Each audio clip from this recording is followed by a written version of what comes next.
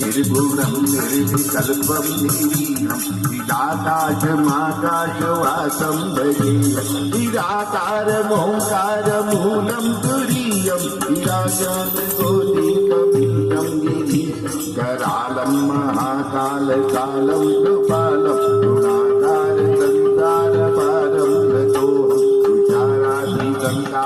घोरं गंभीरं मनोभूतकोटिप्रभाति शरीरं स्वर्णमौलि कल्लोलिनी चारुगङ्गालकटबालबालेन्दु कण्ठे भुजङ्गा जलदकुण्डलं पुष्पनेत्रं उज्ज्वलं सन्मानमं नीलकण्ठं दधानं साधिकचर्मं वरं वन्दमानं शङ्करं सर्वनाथं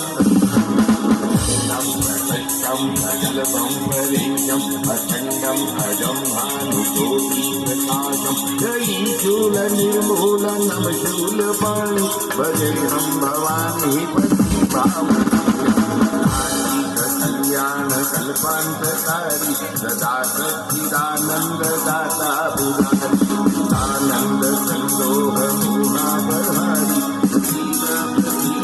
प्रभो मन्मतारि दयावधूमानाथ पादारविन्दं गगन्ते लोके परिपालनावतं शान्तिं तावनाथं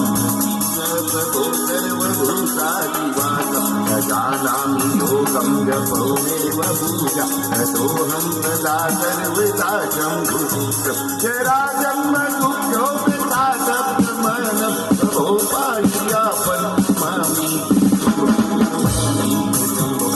राष्ट्रं विप्रेण हरतोषी देशेन रावत्यां देशां शम्भुपतिरति शम्भो